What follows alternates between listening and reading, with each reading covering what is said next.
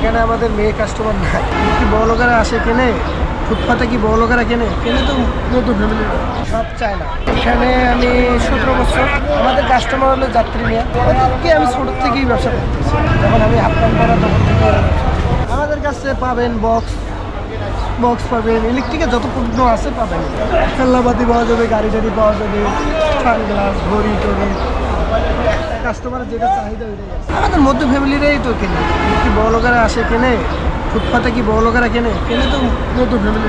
আমাদের এটা সর্বনিম্ন 250 টাকা বিক্রি হয়, সর্বনিম্ন ম্যাক্স প্রো সর্বনিম্ন 250, M10 সর্বনিম্ন 250, 20 300 সর্বনিম্ন, অরাইমো আছে 250 টাকা সর্বনিম্ন, এটা আছে 300 টাকা, OnePlus এটা আপডেট চায়না মডেলগুলো ওইসব আছে 500 টাকা, 500 আছে, 300 আছে, 250 আছে, 700 আছে, 500 আছে, 600 আছে, 400 আছে, 250 আছে, ঠিক আছে। আপনার 150 টাকা আছে, 200 টাকা আছে, 120 টাকা আছে, 30 টাকা আছে, 120 200 টাকাও আছে,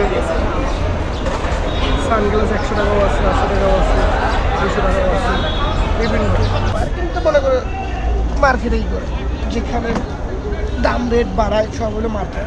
এখন আগে যেমন চালান লাগতো এখন একটু বেশি লাগবে, সর্বনিম্ন ফুটপাত দোকান যদি ও দিতে চায় সর্বনিম্ন 2 লাখ টাকা লাগে। এখন মনে এখন ভাড়া টাড়া লাগে না ভাই, এখন কোনোটাই লাগে না, এখানে আওয়ামী লীগ সরকার থাকতে ভাড়া টাড়া দিতে হবে, এইসব ছেলেরাই কেনে।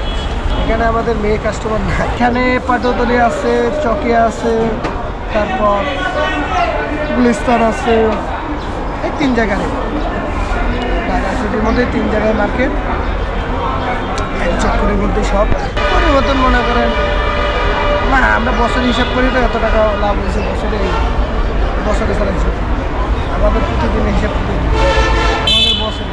হ্যাঁ ভালো জায়গায় অভিজ্ঞতা আছে, ভালো জায়গায় যাবো, ভালো লাগে তো ভালো জায়গায় যেতে ইচ্ছা।